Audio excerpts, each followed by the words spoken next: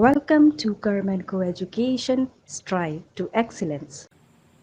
Hello दोस्तों, मैं पूनम शर्मा आपका फिर से स्वागत करती हूँ हमारे चैनल करमैन को एजुकेशन में।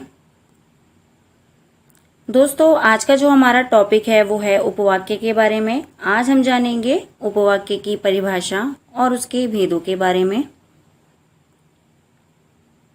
उपवाक्य की परिभाषा: ऐसा पद समूह जिसका अपना अर्थ हो, जो एक वाक्य का भाग हो और जिसमें उद्देश्य और विधेय हो, उपवाक्य कहलाता है। उपवाक्यों के आरंभ में अधिकतर की, जिसमें ताकि, जो, जितना, ज्यों, तो, चूंकि, क्योंकि, यदि, यद्यपि, तब, जब, जहाँ इत्यादि शब्द होते हैं, उपवाक्य कहलाते हैं।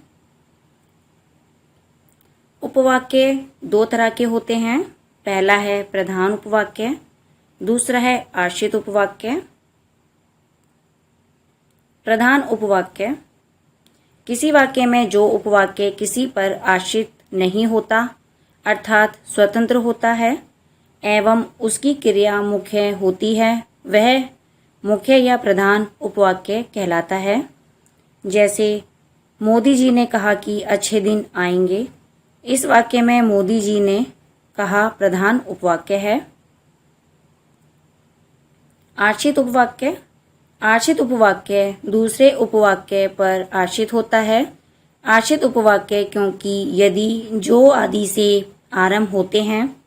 जैसे मोदी जी ने कहा कि अच्छे दिन आएंगे। इस वाक्य में कि अच्छे दिन आएंगे आश्रित उपवाक्य है, क्योंकि यह उपवाक्य मोदी जी ने कहा उपवाक्य पर आश्रित है। आश्रित उपवाक्य के प्रकार: आश्रित उपवाक्य के 3 प्रकार होते हैं।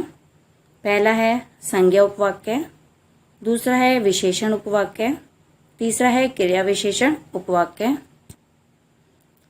संज्ञा उपवाक्य: जो आश्रित उपवाक्य संज्ञा की तरह विभक्त हो उसे संज्ञा उपवाक्य कहते हैं।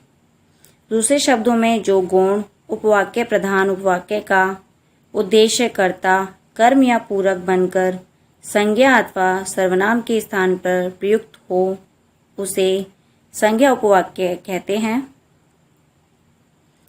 यह कर्म सकर्मक क्रिया या पूरक अकर्मक क्रिया का काम करता है। जैसे संज्ञा करती है। संज्ञा उपवाक्य की पहचान है कि इस उपवाक्य के पूर्व की होता है। जैसे राम ने कहा कि मैं पढ़ूंगा। यहाँ मैं पढ़ूंगा संज्ञा उपवाक्य है। मैं नहीं जानता कि वह कहाँ है। इस वाक्य में वह कहाँ है संज्ञा उपवाक्य है। विशेषण उपवाक्य: जो आश्रित उपवाक्य विशेषण की तरह विभक्त हो उसे विशेषण उपवाक्य कहते हैं।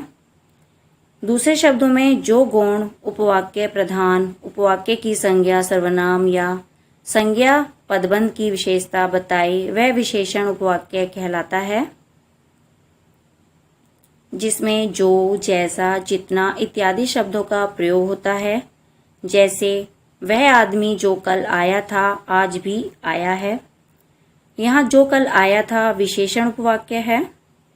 यह वही लड़का है जो कक्षा में प्रथम आया था। इस वाक्य में जो कक्षा में प्रथम आया था विशेषण उपवाक्य है। क्रिया विशेषण उपवाक्य: जो उपवाक्य क्रिया विशेषण की तरह विभक्त हो उसे क्रिया विशेषण उपवाक्य कहते हैं। दूसरे शब्दों में, जो गौण या आश्रित उपवाक्य मुख्य उपवाक्य की क्रिया की काल या स्थान आदि से संबंध विशेषता बताए, उन्हें क्रिया विशेषण उपवाक्य कहते हैं। जिनमें प्राय जब, जहाँ, जिधर, ज्यों, यद्यपि इत्यादि शब्दों का प्रयोग होता है। इसके द्वारा समय, स्थान, कारण, उद्देश्य, फल, अवस्था, समानता, मात्रा इत्यादि का बोध होता है।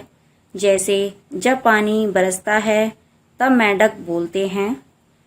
यहाँ जब पानी बरसता है क्रिया विशेषण उपवाक्य है। यदि मोहन मेहनत करता तो अवश्य उत्तीर्ण होता। इस वाक्य में तो अवश्य उत्तीर्ण होता क्रिया विशेषण उपवाक्य है।